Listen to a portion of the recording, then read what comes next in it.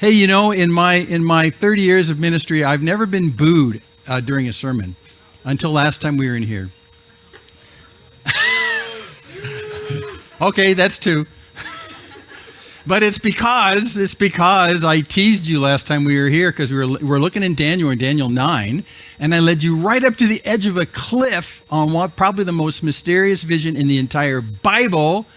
And I said, we got to wait until after Peach Days. And then I heard, see, okay, well, here we are today, so hold it. Yeah, that's right. So we're going to do it today. And I think so. This is probably one of the most mysterious passages in the Bible, but one of the most exciting. So we're gonna get on this, and we're gonna look at it closely. And this has been a debatable passage for millennia. But in the last, I don't know how long a time, there really has come to a consensus on what it means. And what it means is just astounding. It's just astounding. Okay, you ready? Was that enough build up? Okay, we're in Daniel 9. Let me do a recap for you so we remember what we were doing last time we did this, when I got booed last time. So here's the recap. So we're in Daniel 9. At the top of Daniel 9, Daniel reads the book of Jeremiah. He opens a scroll, and it says, you're only going to be in captivity in Babylon for 70 years. And it's really clear. It's in Jeremiah twice. So, and in one part, Jeremiah explains why 70. And he says, well, it's because that deal where God said Sabbath, on the Sabbath, it's the seventh day after 6 days of not working. Well, that also applied to years. So God had said, work the fields for 6 years. And then on the seventh year, don't work the fields at all. And it turns out that Israel, at least in the time of the kings, starting in Saul and David, from that point on, they just never did it. They just never did it. So they never, according to God's word, never let the land rest on that seventh year. So God said, for every one of those years you did not let the land rest since the kings started running the kingdom, you're going to be in captivity for each of those years. So we can let the land finally rest for all of those seventh years. Well, 70 years times 7 in a week means 490 years. So there were 490 years where they never did that. So 70 years, Jeremiah says. Good news to Daniel. And you think that Daniel, who's been in captivity now as an old man, he started when he was a young man, now he's an old man. You'd think that he would hear that and read that in Jeremiah and have a celebration. And that makes a lot of sense. But in Daniel 9, he does not have a celebration. Instead, what he does next, surprisingly, is he goes through an in-depth confession about the sins of Israel. Well, if you're going to be sprung from prison at the end of 70 years, why do you have to appeal to God? Hasn't God made up his mind already? Do you have to ask again when it's going to happen? And we don't really have good figures on this, but it feels like Daniel's about 20 years short of this actually happening. He's about 50 years into the captivity. So it's just uncharacteristic. Why plead for God for mercy when God's already decided in a handful of years you're going to be sprung out of Babylon, which is now Persia? But he does. He goes into confession. And we discussed that a lot last time we were here. Why go into confession when it's a done deal? It's a done deal. Well, we're going to get more view on that today. So he confesses the sins of Israel. And here's literal quotes from what he said at the top of Daniel 9. We've sinned. We've done wrong. We've acted wickedly. We've rebelled. And it gets worse. Treachery against God himself, refusing to obey. So, it's really a very in-depth thing. And he's not confessing for his own sins, although he includes himself. He's confessing for the sins of Israel. The sins of Israel that got them put in captivity, he's sitting in right now. Now, you would think, the order of things usually is, here we are in captivity. We were here, who knows, about 50 years.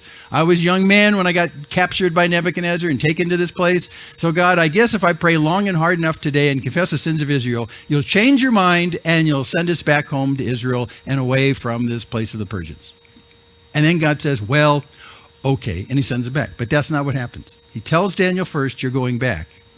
And then Daniel goes into confession. Not to change God's mind, but because something has triggered a deep sense of guilt, and he speaks out on behalf of the nation of Israel for its sins. Just incredible. So this is still recap. So he pleads with God. He pleads for mercy from God. But why plead for mercy? God already said you're going to be sprung out of this place after 70 years. God's mercy seems like it's already happened, right? No, not really. This is what's interesting today. And then, while he's praying, an angel, most famous angel in the Bible, Gabriel, is immediately sent to him in prayer. And Gabriel actually says, as soon as you started your pleas for mercy, whoof, the word went out, and I speedily came here. So before he even finishes his sentence praying, Gabriel shows up. Okay, now Gabriel is an angel. An angel in Hebrew is just the word for messenger. Angels are messengers.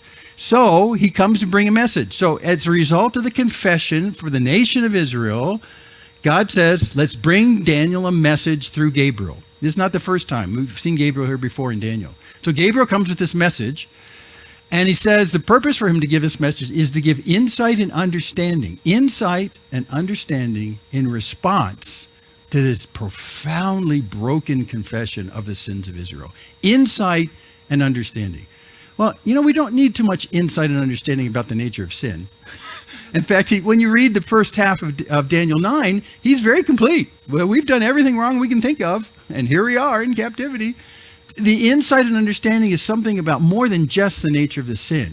It's about the nature of God's mercy. It's about God's mercy. And so Gabriel brings this message, which the last time I said, not today, boo, but yes, today. We're going to do it today, okay? Yeah. Oh, hey, there we go. Wow, that was nice. Okay. I got goosebumps. I feel motivated now. So let's take a look at it. And then remember this context, because this is really fascinating. You're going to be sprung from Babylon after 70 years, which is now Persia. 70 years, that's all not 400 years like when Egypt happened. And then he goes into a confession for the nation of Israel. The nation has really done wrong, and that's led to this captivity. And he pleads for God's mercy. Gabriel shows up and says, listen to this. Here we go.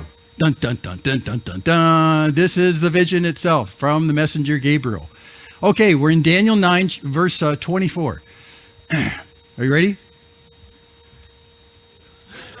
Okay, 77s are decreed about your people and your holy city to finish the transgression, to put an end to sin, and to atone for iniquity, to bring in everlasting righteousness, to seal both vision and prophet, and to anoint the most holy place. Know therefore and understand that from the going out of the word to restore and build Jerusalem, to the coming of an anointed one, a prince, there shall be 7 weeks, and for 62 sevens it shall be built again with squares and moat, but in a troubled time. And after the 62 sevens, an anointed one shall be cut off and shall have nothing. What? And the people of the prince who is to come, shall destroy the city and the sanctuary. Its end shall come with a flood, and to the end there shall be war. Desolations are decreed, and he shall make a strong covenant with many for 1 7, and for half of the 7 he shall put an end to sacrifice and offering. And on the wing of abominations shall come one who makes desolate, but until the decreed end is poured out on the desolator.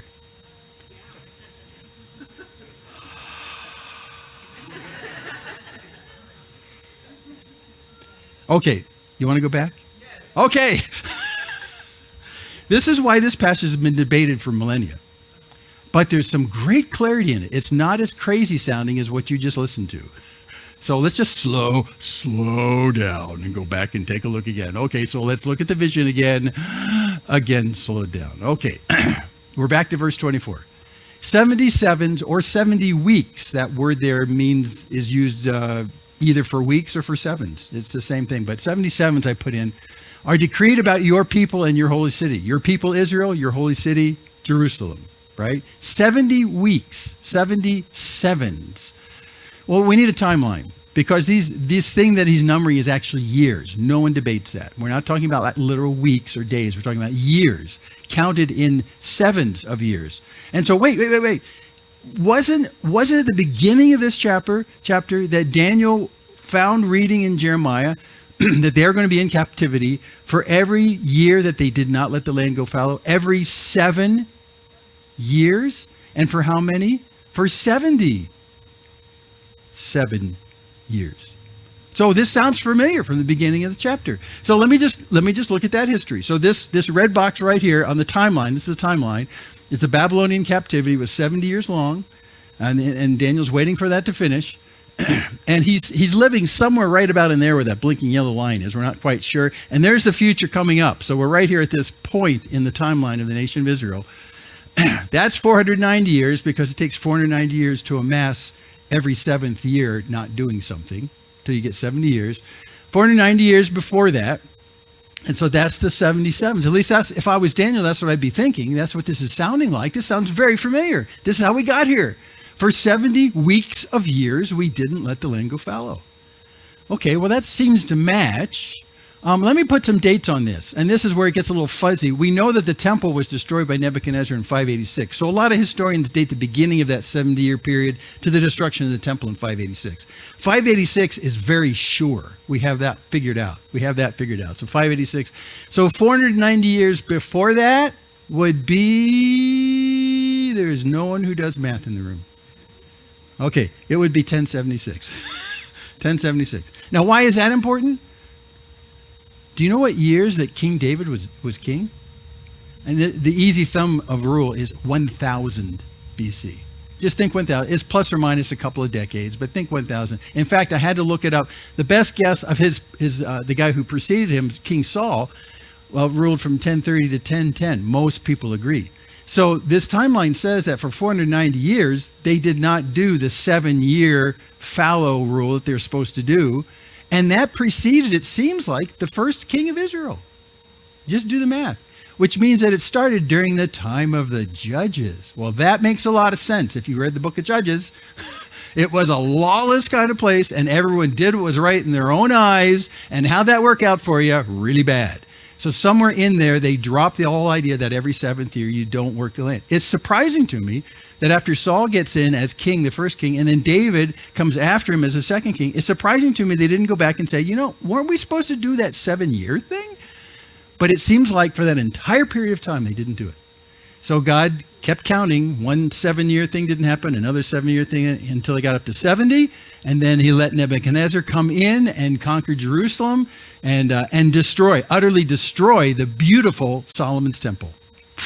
Gone, right there. That's 586. That's 586. So it seems like, as this starts out, it seems like that's a reference to this. I mean, it's just very clear. And you're probably thinking to yourself, but it's not, is it, Jim? Well, hold your horses. 77s are decreed about your people and your holy city to what? To finish the transgression. There's a list here. What's going to happen? To finish the transgression after the 77s. Finish the transgression, to put an end to sin, to atone for iniquity, to bring in everlasting righteousness, to seal both vision and prophet, and to anoint a most holy place. Okay, now, when you look at that list, and you take a step back, you go, okay, wait a second. Especially what hops out to me, an end to sin, an atonement for sin, that's paying for the sin, right? Everlasting righteousness, like it's never going to stop being righteousness. So when you read, if you didn't know where this came from, what would you point to that list of things as happening where in all of history? With Jesus on the cross. I mean, I would. Which now we're bringing a new dimension here, because it seems like Daniel's not just praying about the return of Israel from the Persian captivity back home. I mean, he's praying for God's mercy.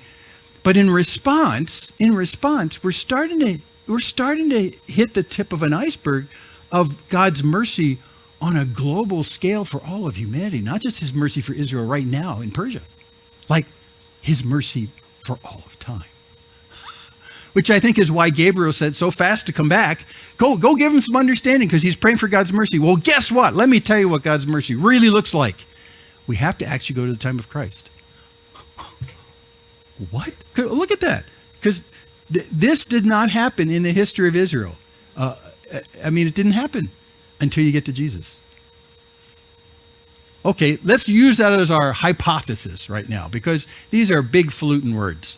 This is big time stuff that's happening. And he says on some kind of timeline of years, 77s, 490 years, this will be completed. Okay, hold that in your hip pocket. Let's move forward. It seems like a future reference rather than a past reference, like I just showed you. It seems like what he's saying was that just like in the last 490 years where sin happened in Israel and you got into captivity, another 490 years is coming, and that's going to be reversed. Oh, okay. Oh, hold on to that. This gets really fascinating. So he says, here's the timeline. Know therefore and understand that from the going out of the word to restore and build Jerusalem to the coming of the anointed one, a prince, and hold that for a second. So he's giving us the beginning of the future timeline, starting at some announcement right there. But before I tell you where that announcement started, he uses some words that are very important. See this one, anointed one? Anointed one. Oil, the high priest would take oil, pour it over the head of one, and anoint him king. That's how Samuel anointed David. That's how all the kings were anointed. This is God's way of saying, this is my man. And that happened on David when he was a youth. It took him some time before he became the king. But it's God's way of saying, I've put my hand on you. You're the one. You're the one. So the anointed one is someone who is positioned and stationed by God for an important purpose. Anointed one. And the word in Hebrew is Mashiach. Mashiach, which is transliterated into English, Messiah. What? What? Not only is he the Messiah, but he's a prince, which in a general sense means he's a ruler, means he's got authority, means he's in charge. Now, why not king? Well, there's some discussions about that because there are words for king that we could use, but he uses the word for prince, which actually emphasizes the fact that this is the power on the ground executing the king's commands. This is the authority vested in one who came to execute the king's commands. That's what the idea of the prince is. So it's really not just a removed king on a throne. This is an active, boots on the ground king. That's what prince implies. So after these 490 years, a Mashiach with authority will come? No one disputes this. And there shall be, now we'll just complete this. I'll come back to the time he started. There shall be 7 sevens, and for 62 sevens, it shall be built again with squares and moat, but in a troubled time. So this is the rebuilding of Jerusalem and Israel. And you know, he splits this time into a period of 7 and 62, which, by the way, if you are an astute mathematician, you know adds up to 69. Creating some instant tension as we read the text. Because we're missing a week. Yeah. You see how I told you this is mysterious? Okay, so this is what's going to happen. The city will be rebuilt. Now that did happen in the time of Ezra and Nehemiah. It did happen that they rebuilt the city and they rebuilt the temple. Okay. This is Jerusalem. And I got to emphasize, when we talk about rebuilding the temple and God's city, it's rebuilding God's house where he dwells among men. Now, many times we get a wrong idea about the temple during that time. What was the temple, you'd ask people? Well, it's a place where we went and did sacrifices. And that's true. That's true. That's man's perspective, and the Jewish perspective on the temple was this is where we went and paid for our sin. We'd have to, when we did something wrong, we'd take an ox, or we'd take a goat, or we'd take a dove, and we'd go sacrifice, or we'd take some grain. It's a place of sacrifice. But we got to stand back for a second. The reason for that sacrifice isn't because God put a place for you to pay for your sins. He did put a place for you to be reminded of your sins. But it was on the way into the presence of where God symbolically lived in the temple. This was God's house. Literally, God's house, where he decided to make himself known and live among his people. That's from the heavenly perspective, that's the temple. The temple was the fulfillment of God's desire to live among his people. He did this when they left Egypt. Remember this? They're leaving Egypt. They're going out in tents into the wilderness. And God says, I need for you to make a tent for me because I want a tent with you as we go through the wilderness. So he prescribed this tent in Exodus to great detail. Really, really cool. Read Exodus. The majority of Exodus is dedicated to describing this tent that God lives in. So that as they went across the desert, they could look in their campsites as they camped, over 1 million people. And in the center, by prescription, God said, put my tent in the middle of all your campsites so you know that I'm at the center of the nation and I will camp with you as you go into the wilderness and on to the promised land. It was God's desire to visibly tell the people, my desire is to live with you, live among you. And of course, that was emphasized with that great pillar of cloud during day and the fire by night. You couldn't miss the fact that God's in the midst of his people. And that was always God's intention. So when you read this, the restoration of the city, the restoration of the temple, we're restoring the presence of God to live amongst his people. That's what we're talking about. That's what we're talking about. Now, God did live in the presence of his people, but his people couldn't come very close to God's door because if they did, they'd be toast. Why? Because of sin, the thing we talked about before. So as you approached where God lived in his tent or in his building, the temple later on, you had to deal with the issue of sin. Sin was always in the forefront of your nearness to God. You could not come in. Sin was your problem. Okay? So that I need to paint that because that's really the big picture about the temple and the city was that, the place where God dwelt amongst his people. Okay, so after the 62, so actually he's using the 7 plus the 62, the 69. After that's complete, when you get to the 69 number, an anointed one shall be cut off and shall have nothing. So you're Hebrew scholars. What does anointed one mean? Right, the Messiah, Mashiach, the anointed one, Jesus, the Messiah. So, isn't this weird? After 69 of those weeks, the anointed one, the Messiah, will be cut off, which is ancient language for its shortened version of cut off from the land of the living. And not just die a natural death, but he'll be killed. To cut off from the land of the living. So the Messiah will be cut off from the land of the, will be killed. Yeah, Wayne. I'm a little confused. I'm doing this mathematically. Isn't that supposed to be 62 times 7? No, there was a 7 week and there was a 62 week.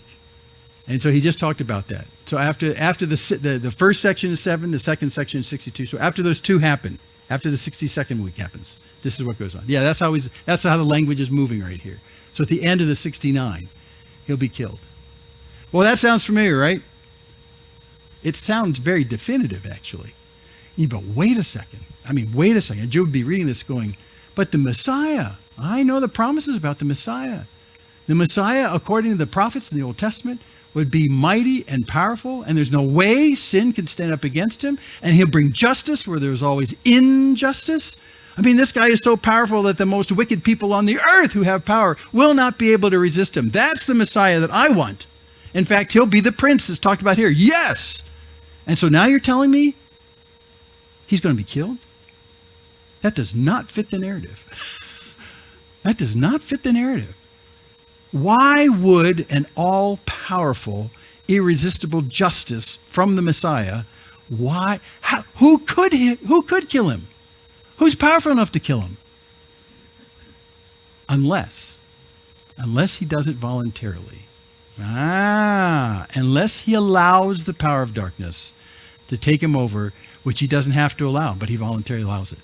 That's really the only explanation for how the most powerful, all authority vested in him, King of Kings, that's the only way that he could be killed is because he did not defend himself. Well, that rings a bell too. So he says in verse 25, from the going out of the word to restore and build Jerusalem. I know you were working on this since it first came up. Okay, so when was that? Well, we read Ezra and Nehemiah. So go back to Nehemiah 2. Right there. Nehemiah 2 verses 1 through 8. You go read that and you tell me what it says right there. Because it says the order to rebuild Jerusalem. And we know this happened twice when you read Ezra and Nehemiah. Ezra, amazing thing. Cyrus, the king of Persia, says, in the first year that he takes over from Nebuchadnezzar, first year, he says to the Jews that are there as slaves, I think you guys need to go back and rebuild your temple. And everyone's gobsmacked. But then they start the whole process of going back to Israel and rebuilding the temple.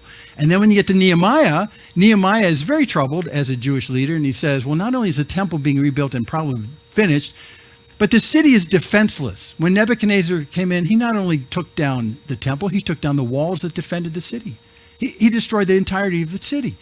We need to do something to restore that. So Nehemiah, who actually had a highly placed position with the king of Persia, you remember what he did with the king of Persia? He was his food taster. He was his wine sipper. This is safe, king. So while they're in this kind of nice time where they're sipping some wine, he says to the king, I think we need to go back and rebuild the city. And the king says, okay. What? And so they go back and rebuild the city. Nehemiah 2. Go back and remind yourself. Well, we also, historically, have a very, very firm date about when that edict came out. No one debates this. That edict came out in 444 BC. It's no question. Just no question. So, if you're mathematically inclined, you're doing some math already on me, aren't you? No, you're not? I'm so disappointed. Let's do the timeline again. You'll figure this out. So the stuff I put up there before. So Nehemiah 2, verses 1 through 8, I said 444 BC. Well, you remember BC goes negative that direction, right? Because it's BC. 444 BC. And now what we're going to add to it, after the announcement is made, right? We're going to add to that 483 years. That's the 69 weeks of years plus the 7 weeks of years. It's the 69 times 7, 707. That's what he just said in Daniel 9. So if we add 483 years, you know where that gets you to? 33 AD. Now, there's a little bit of mathematics gymnastics here, because if you're doing the math on that, you'll say, well, not exactly 33. But scholars all agree, if you use the year as being a 360-day year, that was the symbolic length of a year, 360. If you use that, which was used typically for all these kind of reckonings, you get to 33 AD. You just do. And that's the crucifixion of Jesus and the resurrection of Jesus. We need a little excitement about this. And there is some debate, plus or minus decades, in this picture I've got in front of you. The lion's share of people who I read go with this. It makes a lot of sense. But the debate is not about the issue about the general length of time. It's just quibbling about decades. But everyone has to agree, and this is true in the rabbinic Jewish world, everyone has to agree that somehow the promised Messiah from the entire Old Testament had to show up in the first century AD. Had to in the first century. And depending on how you calculate it, exactly at the time of Jesus. Had to. I mean, there's no way out of it. You really have to kind of stand on your head to get away from the fact that the promised Messiah is not coming in 3000 AD. He came at 0 AD. He had to. Or this is busted. It's busted. Okay. Jesus is there, and it says in verse 26, the anointed one, the Messiah, will be cut off from the land of the living. Literally killed.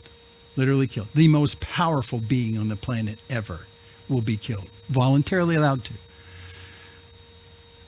So he says, 77s are decreed about your people and your holy city to finish the transgression. Now, I bring this because we're only at 69 weeks of years. 69 weeks of years. What about the 70th week? Well, that should be the curiosity at this point. It looks like that we have charted the coming of the Messiah and the death and the resurrection of the Messiah very clearly. I mean, without any questions at all. I mean, very, very clearly. It's just there. But we're still missing a week, and it says 70 weeks, not 69, 70 weeks, and it will be the finish of transgression. It'll be the end of sin. Well, that did not happen. Sort of happened. The atonement happened, but not the end of sin. Sin still went on after that. So finish the transgression? So something's still hanging. We have a loose thread here. We got to figure out this last week of years, this last 7 years. We got to figure out what happened. Now, if you're thinking like me, you say, well, let's go from 33 AD. So 7 years after that, did something big happen in 40 AD? No. 50 AD? No. 70 AD, the city was destroyed. But does that fit the 7 weeks? Well, no, because the counting to get us from the 444 BC announcement to the coming of Jesus is quite exact. So we need to use that exact same counting for the 7th. So something is amiss here. Something's weird. We don't know what happened to the 7th week, and we don't know what it means. But we do know, he says right here in 24, after the 77s are decreed, then amazing things happen. And we're not there yet. We're just at 69. And if you're thinking that this has something to do with the second coming of Jesus, you'd be thinking right. Let's just look for a second. So that last week of years, that last 7 years, that completes this statement in verse 24. That's what we got to noodle about. And from this point on, this is where almost all of the debate is about this passage in Daniel. The actual 69 weeks of years coming up to the death and resurrection of Jesus, that's almost not debated at all. But what happened to the seventh week, the 7 years at the end? That's where the debate is, and that's where it's kind of fun. Well, let's get some clues, because what comes up after this might give us a clue about that last year, those last 7 years. The people of the prince who is to come shall destroy the city and the sanctuary. Now, this is not the Mashiach Nagid, the Messiah prince. This is the prince who is to come. He's still to come. Are we talking about Jesus the second time? No, we're talking about some other prince who has unparalleled power, who will actually come and destroy Jerusalem again and the temple again. What? Okay, this is where it gets debatable, but I'll tell you where I fall on this. Anyway, that prince who is to come in popular lingo is who we call the Antichrist or the beast. There is a prince who is to come, and he will use power that is like the Messiah, but he's not the Messiah. In fact, the word Antichrist, the Greek anti prefix, simultaneously means against and in place of. So he will actually be one who is against Jesus as the true Messiah, but he'll try and take his place in terms of the popular notion of who this guy is. Well, that must be the Messiah, because look at what he does. So that's the Antichrist. So that's what we're talking about. And it says that he's not going to destroy the sanctuary and the city, but the people of him who is to come, who's not here yet, but the people of him are going to. And this is a connection that we have many times about the fact that the extended Roman Empire, the Roman Empire destroyed the temple and the city in 70 AD. The Roman Empire, which extends now into the far future, somehow this powerful prince who's going to come will be the one who comes out of maybe the Roman Empire. And when I say Roman Empire, I'm talking about Western civilization. Because current day Western civilization is a long outgrowth of Rome. It just is. It just is. And if you look at the previous visions Daniel has had in the earlier chapters of this, it sort of fits. It sort of fits. Anyway, the people of this coming prince, they'll destroy the city and the sanctuary. And indeed, that happened in 70 AD. The Romans came in, totally trashed, not just the temple, but the city. And if you go to Israel today, there's a marvelous place near the present place where the Dome of the Rock is. There's the Western Wall where the Jews pray at and stuff like that. But just right next to it, there's a wonderful archaeological thing that's there. They unearthed some of the large stones that went around the temple area of this second temple that Nehemiah built, the second temple. And when the Romans came, they took some of these big stones and pushed them off the edge of the wall that surrounds that big open area. Push it off, fell like 2 or 3 stories down on the ground. Boom! It destroyed the street that was down there and all that stuff. When they excavated it, they took the dirt off the top of it. And there are these gigantic stones that look like they dropped from heaven. Because they're kind of in the ground at an angle like this. They're the ones that the Romans pushed off the top onto the ground when they did this. You can actually go and see that to this very day. And you can see the paved street. They've uncovered the stones of the paved street. And where it hits those paved stones, they're all dented in like this. I mean, this sucker really hit. Really hit. And they didn't move those stones. They just left them for you to go, wow. It's sitting there in the open in Jerusalem today. There's no debate about it. And this thing will come like a flood. In fact, many historians talk about the 70 AD Romans coming in. It was a total overpowered, too many soldiers, way powerful move to just thwart all of Jerusalem. It was like a flood. It was like a flood of warriors. And that's how they call it today. It shall come with a flood, and to that end there shall be war. So from that point on, there shall be war. And guess what? Desolations are decreed. It's just going to get worse and worse and worse. Wars and rumors of wars. Wow. And we're still talking about this Antichrist, this anti-Messiah, who is against the true Messiah and tries to take his place simultaneously. He shall make a strong covenant with many for one of the sevens. Oh, there's our last 7. There's our last 7. So what's going to happen? This anti-Messiah, this imposter Messiah, who will actually, people will think he is the true Messiah because he'll have power to do wonderful miracles. And they'll say, got to be the Messiah. Got to be the Messiah. He will come in and make, what does it say? A strong covenant. Now that is a fascinating phrase. A strong covenant. A covenant is a contractual promise. And every time that word is used in the Old Testament in relation to God, it's about God's promises to Israel, a covenant that cannot be broken. It's a covenant. So this really strongly implies that this evil, wicked, powerful imposter of the Messiah will somehow make a godlike covenant with the nation of Israel. Something. And we don't know what that means. But he'll make a covenant like in the Old Testament. God made a covenant with Abraham and with Noah and with all these guys. But this evil one will make a covenant with the nation of Israel. What? And maybe that's the beginning of the lost 7-year period. So he'll make a strong covenant with the many for one of these 7-year things, one of these weeks of sevens. And then on top of that, for half of 7 is, wow, that was pretty fast. I see people pulling out the calculators. Okay, no, 3.5 years. So for half of that 7-year period, which we lost, and now we found it, for half of that period, what will happen? For half of that period, he'll put an end to sacrifice and offering. So the temple is there, and they're doing sacrifices and offerings, a la Moses' commands, and he'll stop it. Now, we saw someone who did something like this about 1.5 centuries before Jesus, called Antiochus Epiphanes. We talked about him several weeks ago. And he did this very thing. He was kind of like the precursor to this action. Because he went in, and he walked right into the temple in Jerusalem, and he completely desecrated it. Walked in and acted like he was God himself, and sacrificed pigs. Even made some of the priests during that time, this is around 160, 65 I think is BC, made some of the priests actually consume the pork. It was pulled pork day on the temple.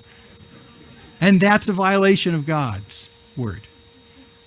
Antiochus Epiphanes. So he kind of acted like a model for this last one who will be the anti-Messiah, who will do exactly the same thing. And he'll shut down everything going on in the temple. All the sacrifices will stop, and he'll desecrate it. He goes on and says, and on the wing of abominations shall come one who makes desolate. And there's a very famous phrase that shows up if you know eschatology, end time studies in the Bible, called the abomination of desolation. And it refers to what Antiochus Epiphanes did in 160-something BC, which is kind of, to give you an idea of what that means, it means completely violates the temple and completely spits in God's face. Now, if you remember, at the beginning, I tried to tell you, don't think of the temple so much as a place for sacrifices as it is a place where God dwells among his people, because that was always the original intent from God. So when Antiochus Epiphanes, followed many years later by this anti-Messiah, what they'll come in and they'll say, this isn't God's house. This is my house. It's like the most cosmic version of squatters I can ever think of. The powers of evil are actually going to have the audacity to come into God's house and say, God himself, the creator of the universe, does not live here. I do. And let's see what he does about it. That's the abomination of desolation. That's what's going to happen. If you know the history of Antiochus Epiphanes, and it's well documented, we know exactly what's going to happen. This is what's going to happen. And this will go on until the decreed end is poured out on the desolator. Whew, thank goodness. Thank God. Okay, thank heaven. So he'll go on, looks like he'll be completely unresisted until God says, year 5, year 6, year 7, year out. And he'll stop it. It's decreed. It's decreed at the end of the 7 years, the desolator is going to be gone. He's going to be gone. 7 years. What? Now, if you use a little speculative imagination, let's talk about the 7 years again. How does the 7 years start? I think because there's some kind of very unholy covenant made between this man who the Israelites think is the Messiah and the Israelites themselves. I think that's what restarts the time clock on the 7 years. That's now kind of holding, and I'll show you that in a second. I think that starts it. And then it seems like this 3.5 year thing, it seems like this covenant that he makes with Israel, they'll be very willing to accept. There's something that's just wonderful about the message where he'll say, I'll be your leader because I'm the Messiah, and by the way, I will blah, blah, blah, blah, blah, blah, blah. And the people will say, well, if you're going to do that, you're in. Let's make a deal. Let's handshake. Let's have a covenant. You're the guy. Poof, perfect. And what could be the nature of that kind of willing contractual arrangement with the anti-Messiah? Well, the easiest one to speculate, and this is speculation, is that the promised anti-Messiah, who they think is the Messiah, will finally put an end to the violence in Israel. And he'll claim, I can bring peace. Now, that's not totally speculative. That's supported in what you read in the rest of the apocryphal literature about the end. Peace, peace. And he'll promise peace. And he'll say, I'm the powerful Messiah, although he's not. And I'm the one who can finally bring peace to your existence here in the Middle East. And the people of Israel go, finally, the Messiah has come, the all-powerful, just Messiah. And for about 3.5 years, that will be the track record. And people say, what a good choice we made. No one's invaded us. No one's shot missiles at us. It's the best thing ever. And then in the last 3.5 years, he'll shut down temple sacrifices. He'll shut down the actual life of Israel in Jerusalem. And he'll actually go in and claim what people think is rightfully his as Messiah. He'll claim that this house is his house, not God's house. And then it'll all go to hell. Literally. Literally. Read Revelation if you want a bigger picture of how bad it can get. So that's speculative about the 3.5 and 3.5. But that's the general concept of that. 77s are decreed about your people and your holy city to finish the transgression. So see right there, the anti-Messiah was finished. That's the end of transgressions. That's no more baddies. When Jesus comes back and puts an end to that guy, that will be the end of sin. We're done. And that's where God says, at the end of all time, I'm finally going to come back and bring ultimate justice for both the living and the dead, for the greatest and the least. And sin will finally be dealt with, and sin will now be expunged from the experience of those on earth. It's done. The transgressions will stop. So let's expand this a little bit. So when did those 7 years happen? They didn't happen 7 years after Jesus was crucified. So when will they? Well, this again is speculation land, so hold on to your seats. If you've got a seatbelt, it's time to buckle up. It looks kind of like this. There's a gap. There's a gap in the timeline, the calendar of those 70 weeks, those 49. There's a gap where the 69 weeks of years happens. Jesus comes, just like it predicted. The Messiah Prince, the Mashiach Negid, will be cut off and killed. And then things go silent. Until, what happens over here? Like I speculated before, I think this is where he makes a covenant with Israel. So there's a time period in here, and this time period is described actually by Paul when he writes Romans 11. He says in Romans 11:25, a partial hardening has come upon Israel until the fullness of the Gentiles has come in. So it seems as though this is what we call the times of the Gentiles. Now, that's not that God has forgotten the Jews. It's just that he's put the calendar on hold for a while. Now, Jesus himself did this. He basically said, I'm turning to the Gentiles. I go to the Jews first and then the Gentiles. Paul himself, twice in the book of Acts, in his frustrations with the Jews he's talking to, says, listen, if you guys don't think you really need salvation, I'm not going to talk to you Jews anymore. I'm going to turn inside and talk to the Gentiles. And then Paul's ministry from that point on didn't ignore the Jews, but he went first to the Gentiles. So it's a time period where God says, okay, my timeline about the progress of the nation of Israel goes on hold for a while. And then it'll come back again when the nation of Israel is central in the timeline of the end. And I think it's when they accept the false Messiah as the real Messiah. But again, you can spend the rest of your life debating this with yourself. But this seems to be the case. Yeah, Wayne, more quizzical look on your face. Best I can. Okay. Between 33 AD and your last 1/7, we've got to build a temple. Yes, we have to build a temple. We have to build a temple, or else he can't stop the temple sacrifices. And you're the temple of God. How does that figure in? But he stops the temple sacrifices. How does that figure in? Oh, this is great stuff to talk about over lunch today. This is really fun. I mean, this is really fun to talk about because you have all the raw material. Well, read Revelation too; it'll help some. But you have the raw material. This is kind of the thinking right now. So, okay, let me let me show you something, a pattern that doesn't really top out until you look really carefully here. Back here on the left side of the screen, remember I said, who are the kings over there at the left side of the screen? We have Saul, first king of Israel, followed by David, second king of Israel, and followed by Solomon. Who built the first temple? Solomon did. David wanted to. God said, "I'll let your son do it instead." There's good reasons for that. So that's actually over here someplace. God's house is built for the first time. And God's house is not a place for sacrifice primarily. It's the fulfillment of God's desire to live amongst you. To live amongst you. So that's a statement at this time right here, that they get into the nation of Israel after the time of the lawless judges. Everyone's got their land. Everyone's building permanent houses. They build a permanent house for God, not the tent tabernacle, but a permanent house called the temple. And this is the presence of God in the midst of Israel. That's the first house for God that gets built. But then there's a lot of faithlessness that happens on the part of Israel. First, in the northern tribes of Israel, who have a split after Solomon is dead, and there's a dispute about who's going to be the new king of Israel. The guys in the north want someone. The guys in the south, Judah, maybe a little bit Benjamin, maybe a little bit of the Levites. But largely, the guys in the north, which is north of Jerusalem, say, we want to do it our own way. We don't want to have to come to Jerusalem anymore. We don't want to sacrifice in the temple.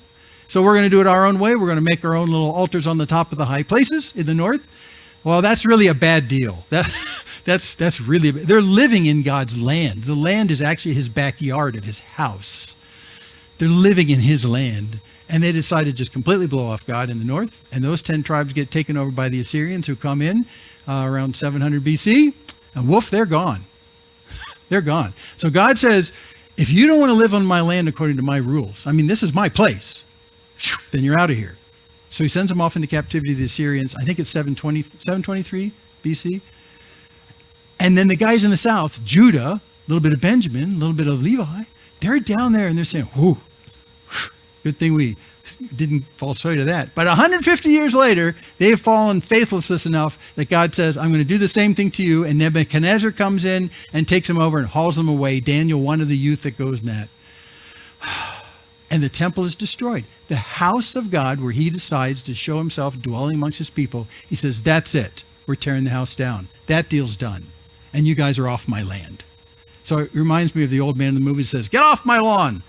Well, it's sort of like that. God says, we had a contract. We had a covenant, Israel.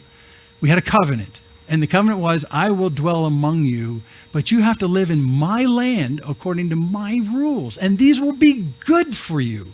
These will be good for you. The closest approximate we can think of that's kind of like that is if you raise kids, when they're in your house, you say, look, while you're in my house, you got to live by my rules. And, if you're like me as an adolescent, you're going, whoa, this is horrible, Why do I have to live by these rules? However, when you grow up, you find out those rules actually were beneficial for me. They kept me from being so lawless that I hurt myself. And then by the time you get to be an adult, your parents say, well, I think they've got ingrained how to live wisely. We don't have to impose on them anymore. So you kick them out of the house. But the whole deal is, as long as they're in the house, you have to live by the beneficial rules of the person who owns the house. And this is exactly God's relationship with Israel during this time. So long as I'm living in my house and you're living in my backyard, you live by my rules, and it'll be good for you. Trust me, it'll be good for you. And what do? We're not going to do it. Sounds familiar. If you were ever an adolescent, you know what I'm talking about. This is an adolescent move on the nature of Israel. So God says, well, that's it. You're out of here. 2 captivities. You're out of here. And I'm taking my house away. Done. And next thing you know, Daniel's sitting in Babylon and then Persia. He's going, oh, what happened? And then in Daniel 9, he realizes the sin of the nation. This is what we've done wrong. And I don't think it has anything to do in his prayer that we read early in the chapter about trying to convince God to have mercy and send them back to the land. I think he's actually praying for the sins of the nation from the very beginning. And he sees a pattern starting to unfold, a pattern of faithlessness in Israel. And so he goes to God and says, God, I'm pleading for your mercy. How can we get out of this rut that we're in? Because look at the rut. Let me finish this pattern. This is really something. God's house is there. It's then destroyed because of their faithlessness, and they go they go off into captivity there at the beginning of the Babylonian captivity. And then after that, God's house is rebuilt in 516 BC. The house is rebuilt. So it's a way, when Ezra goes back, it's a way of saying, God, we want you to dwell in our midst again. So we're going to build you a second house. It's called by all Jews the second temple that Ezra builds that house. It's like a homecoming for God. Ezra and the people go back. Read Ezra again. It's a homecoming for God. God, we want you to live in our midst again and come live here. So, deja vu, this is all going to happen all over again. The temple is built by Solomon, and now the temple is built again by Ezra. And then shortly thereafter, it's destroyed. Man. Yeah, Nebuchadnezzar comes in and he takes it down. And that leads to a whole period of Israel's faithlessness again. So we mentioned the fact, does the temple have to be rebuilt? I think it does, because to continue this pattern, God's house has to be rebuilt again before we have the abomination of desolation.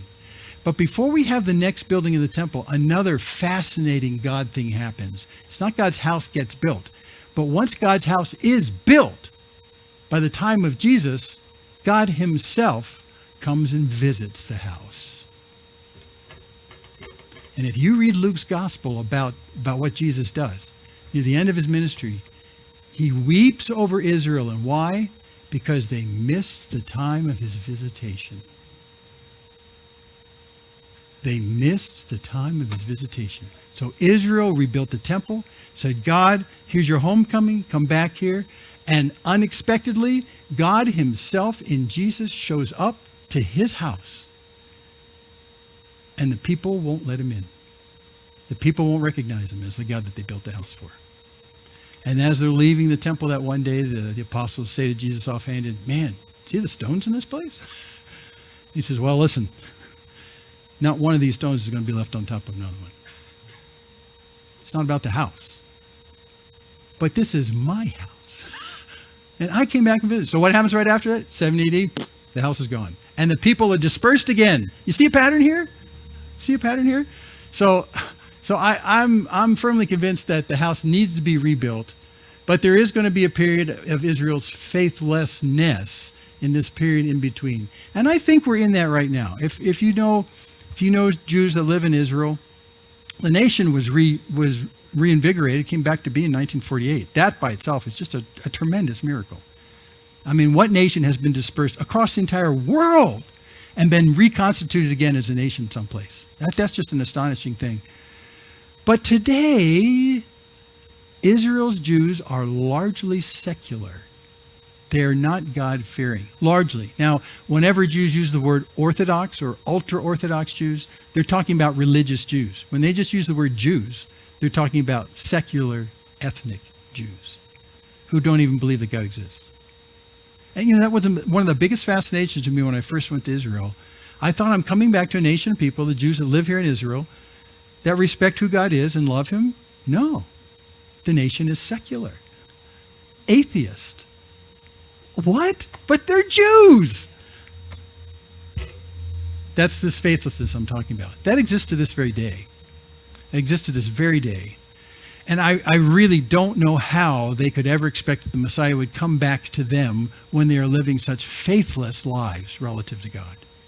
That's a tension today when you see outreach from Christians or from Messianic Jews back into Israel. You got to say, look, just because you're ethnically a Jew doesn't mean the Messiah is going to come and kick out all the bad guys.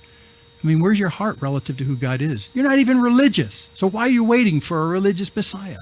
That's a tension today that exists to this very day, And I think that'll go on and persist until the day that they think the Messiah has come back. And then across secular Israel, they'll go, can you believe it? The Messiah's back. I'm getting back into religion again because the Messiah's back. All that stuff in the Old Testament that I didn't believe, it's true, the Messiah's back. However, the big joke will be, it's not the Messiah, it's the anti-Messiah. And he'll make a covenant with the people, a strong covenant with the people. They will buy into it, they'll be deceived, and then the last calendar page will turn and the last 7 years will start. I think that's what's going to happen. There's a lot of speculation what I just said. So again, table talk for lunch and stuff like that. But God's house, I think, will be built because I don't know how you desecrate the temple and stop the sacrifices unless it's there. It's a good discussion topic. And I've heard some pretty good arguments against what I just said, but it's great to talk about. He'll make a strong covenant with the many for the one. I think that's the restart of the timeline of Israel. I think that'll be the end of the time of the Gentiles. Just the semantics of it. And that'll go on. Okay, let's wrap this up. We've had enough fun. Let's just ask a question. Why did God reply to Daniel's prayer this way? Remember, he's praying for God's mercy on the nation that's captive to Persia. Well, let's do this. Let's look at his prayer, his pleas, and see what he says. So I'll just capsulize it for you really quick. Here were the pleas that he made with God at the beginning of this chapter. After he finished the national confession he does for Israel, this is what he asked for. This is what he asked for. He says it like this. He asked for God to turn away his wrath from them. Okay? He asked that God will just listen to them. Do you hear us, God? He'll ask that you make your face to shine upon your sanctuary. We'll come back to that. And then he says, hear and see what's going on. Hear and see me in my prayer, in my confession, in my plea for mercy.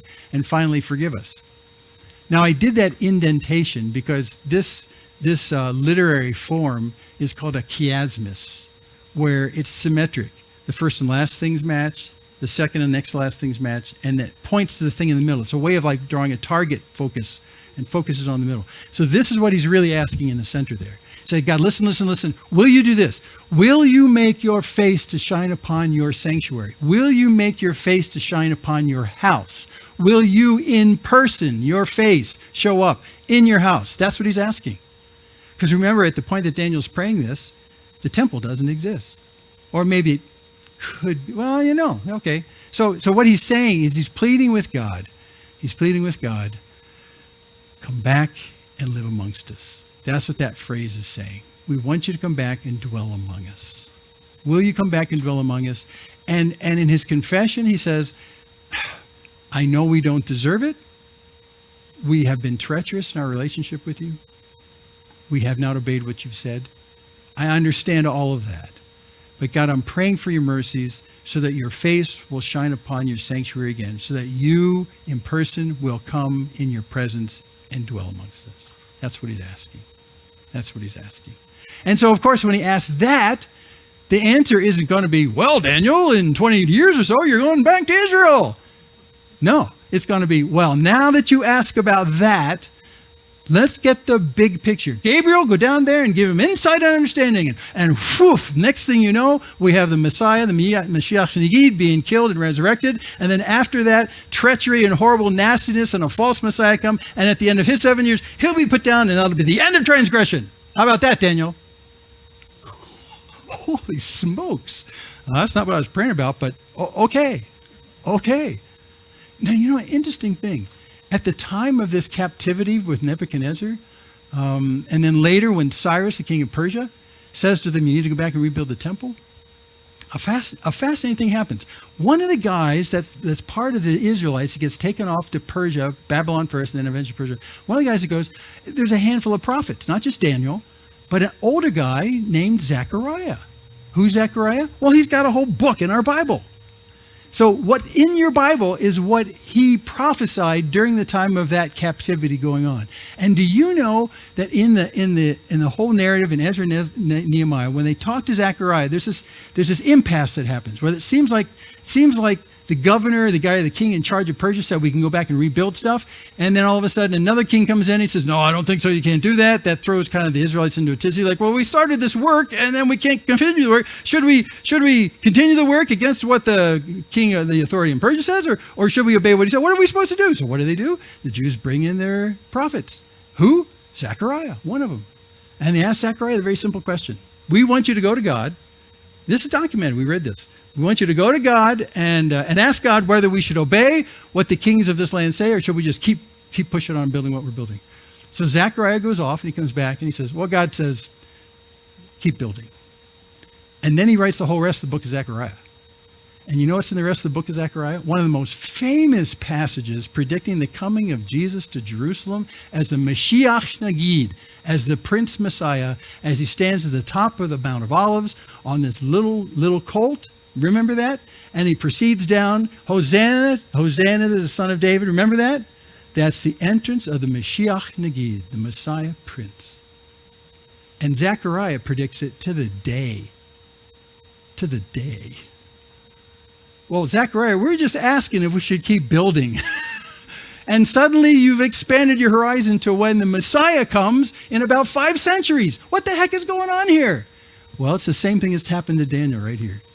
They're praying in hearts that are pure for God to bring mercy and a solution to the problem of sin so that God is not repelled by our sin and he can come in and his face can shine upon his sanctuary again and he can dwell amongst us.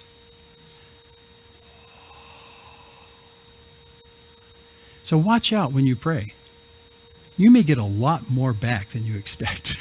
You may get a glimpse to the end of the age. Because that's what happened to Zechariah, and that's what happened to Daniel. We need to wrap this up. At the end of Revelation, when everything's wrapped up, now just read this. And I heard a loud voice from the throne saying, behold, the dwelling place of God is with man. He will dwell with them. They'll be his people. And God himself will be with them as their God. That has always been the end of the story. And what I just showed you on that entire timeline was God's attempt to live in their midst and the faithlessness of his bride, Israel. And then trying again, take down the house, rebuild the house, try this again, boom, doesn't work again. And now we're in the period of time where the temple's been taken down, the bride's been scattered. And then God says, well, if you guys won't go for this covenant, let's try it with the Gentiles. And so here we are. Here we are. Now, we have not taken the place of Israel. I think Israel's going to come back. Paul says it in Romans 11. We have not replaced them. But we've been included with them in this. And this period of time is how we get included with Israel. In terms of being people who can live in the presence of God, where God's in his temple, and he's in our presence. He dwells amongst us. We see this. But one last curious thing to know. At the last words of the book of Matthew, we call it the Great Commission. And Jesus tells the apostles, you need to make disciples, you need to baptize, you need to do all this kind of stuff. And then at the very end of that phrase, very last words of Jesus in Matthew, as he's telling him this Great Commission, he says, and lo, I am with you always to the end of the age. Which one? That dotted line. Lo, I'm with you always to the end of the age. I'm not going anywhere. Oh, I'm going anywhere, but I'm not going anywhere. And, I always looked at that and thought, well, that's kind of crazy because I don't see Jesus show up too much in the book of Acts. But the Holy Spirit does. He's speaking in a Trinitarian kind of style. I'll be with you always to the end of the age. So this dotted line, end of the age thing to the end of the age, Jesus hasn't left us alone. He's left us with him, with us, in his Spirit. And Paul himself says, if you haven't caught this Spirit thing, let me put it this way. Christ in you, the hope of glory. Christ in you. Lo, I am with you always to the end of the age. So that's the age we live in right now. So let me wrap it up with this. The timeline of history of mankind is determined by God already. It's determined by God already. Many of us are terrified by the news we hear about the apocryphal end times. Will I have to suffer with the rest of the world? This is going to be the most brutal time of suffering we've ever seen. There'll be wars and rumors of wars. I mean, it's just going to be horrible. And a lot of Christians say, will I be saved from that? Do I have to go through that?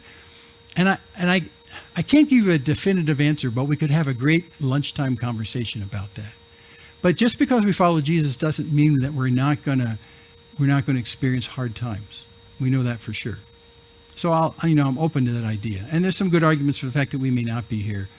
But the issue is not whether or not we'll go through those hard times. The issue is who will you go through it with? Lo, I am with you always, even to the end of the age. So you don't have to fear what's happening in the end times and whether I'll be alive when it happens and whether all that violence is going to be visited on me. It could. It really, really could. But the issue is that we have this wonderful period of time where the King of Kings and Lord of Lords lives in you. And Paul says, do not mistake that. Do not mistake that. He says in Galatians 2:20, he says, I have been crucified with Christ. I have. Paul says, I'm dead. And it's no longer I that live, but Christ lives in me.